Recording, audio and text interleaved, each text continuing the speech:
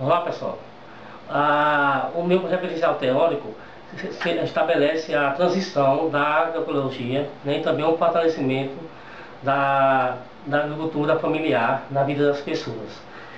Há diferentes formas de produção de alimentos no Brasil antigamente, né? Então, as formas de produção antigamente, a necessidade de atender o aumento da demanda dos alimentos causada pelo crescimento populacional. As pessoas estavam sempre em crescimento, como hoje ainda, estava sempre nascendo pessoas com crescimento grande da população.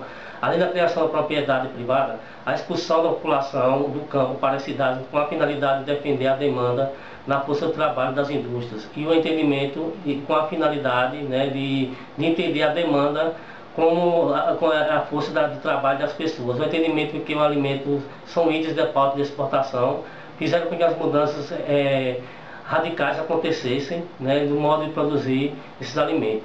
Então, desde o primeiro da colonização do Brasil, o modelo agroexportador sempre foi ancorado no latifúndio monocultor. Daí surgiram os grandes ciclos de agricultura, como a cana-de-açúcar, né, café e mais recentemente a soja, o trigo, além da pecuária. Somente depois da Guerra Mundial, da Segunda Guerra Mundial, com o objetivo de modernizar, né, o campo, houve mudança na produção dos alimentos. Dessa forma, ocorreu a elevação da produção, da produtividade agrícola e pecuária, e também o desenvolvimento dos setores industriais, como as fábricas, máquinas e tratores, empresas de transformação, armazenamento, transporte de alimentos e etc.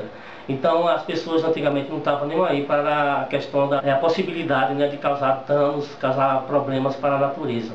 Então, não estavam alheios, né, aos problemas que poderiam causar. Só queriam saber do lucro e de exportar esses alimentos para as localidades. Então, a adoção dos materiais tecnológicos, dos insumos químicos e com modernização pesada fizeram com que isso pudesse causar vários problemas, né? E temos, desses problemas estão aqui o risco de prejuízo financeiro, né, já que a produção de início sofre uma certa redução e os produtos, em algum caso, reduzem o tamanho, o peso e às vezes apresentam com marca de insetos, né? Então, devido a isso, as pessoas queriam a necessidade de utilizar, né, agrotóxicos.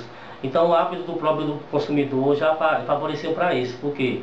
Porque à medida que eles observavam o tamanho, a boniteza, por exemplo, da fruta, eles achariam melhor comprar esse daí por causa da boniteza. Então, não estava nem aí para a questão da sua saúde e também não estava alheio à questão do meio ambiente. Como as pessoas usavam agrotóxicos para conservar, né, deixar aquele alimento muito mais vistoso, mais bonito. Então, as soluções que foram encontradas desses problemas, por exemplo, foram implantados, né, vários incorporados a qualidade de vida do campo e da cidade, como através de desenvolvimento, né, da consciência ambiental das pessoas, ecológica, dos produtores, né. Então, aumentando a relação fraterna dos produtores por meio de práticas, mutirões, troca de trabalho, né, troca de serviços e produtos, a plena consciência dos mesmos, reduzindo as doenças causadas por agrotóxicos, né, dos trabalhadores rurais e da população em geral. Então, minimizando as fontes de poluição química em toda a propriedade rural e também reduzindo as perdas de solo nos processos de erosão, uma vez que o solo estará constantemente em degradação. Então, a partir desse momento, em 2001, a Anvisa iniciou um programa de análise de resíduos de agrotóxicos em alimentos, né, com o programa PARA, com o objetivo de avaliar continuamente os níveis de resíduos de agrotóxicos nos alimentos in natura que chegam à mesa do consumidor, fortalecendo a capacidade do governo de garantir o acesso a alimentos seguros, evitando possíveis agravos à saúde, né, da população. A transição ecológica é uma forma que foi encontrada para que pudesse fazer com que as pessoas tivessem maior consciência sobre isso, né, deixassem de usar produtos agrotóxicos que pudessem prejudicar, né, a natureza e também produzir produtos que podem causar danos à sua própria saúde. Então, a transição, né, da agroecologia, com a crescente conscientização acerca dos problemas causados pelo uso de agrotóxicos, né, tanto a sociedade passou a demandar produtos mais saudáveis, de custo acessível, como também a agricultura familiar, né, passou a ter mais valorização, as pessoas costumavam juntar sua família em casa para produzir seu próprio alimento, sem o uso de agrotóxicos. Né? Então, as pessoas hoje em dia já estão mais conscientes sobre isso. A agroecologia aumentou a qualidade da vida e a cidadania de hoje, né? Porque a agricultura familiar é também entendida como uma atividade estratégica, essencial para o Brasil, pois produz alimentos para o consumo da população brasileira, gera emprego e renda e preserva a cultura camponesa.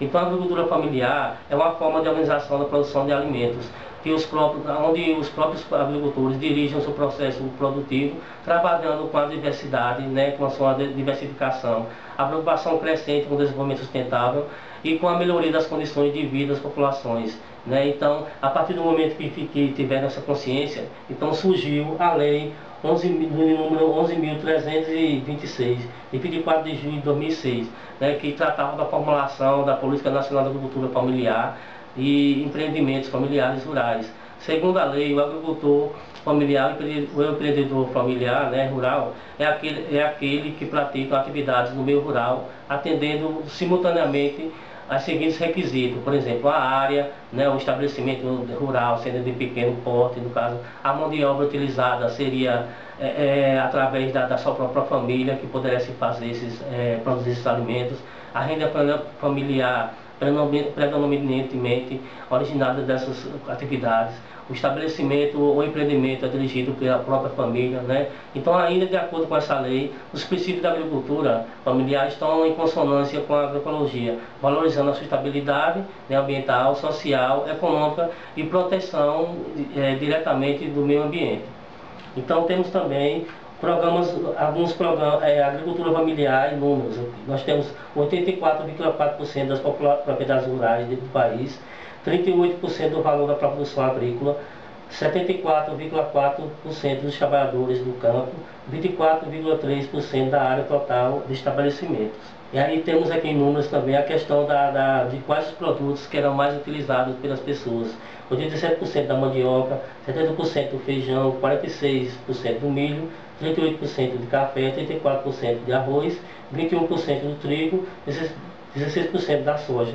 Então, além desses produtos, também vem a questão da pecuária. Além da agricultura, também a pecuária também é uma coisa muito difundida, hoje em dia na população rural, porque usa sua família para produzir seu próprio alimento. E temos aqui alguns programas governamentais que eram, a partir do momento que foram criadas essas leis, foram aparecendo programas para que pudesse facilitar a vida das pessoas, Então, e também a questão de produzir produtos, fazer produtos que possam ir para a mesa das pessoas com maior consciência do que estava fazendo.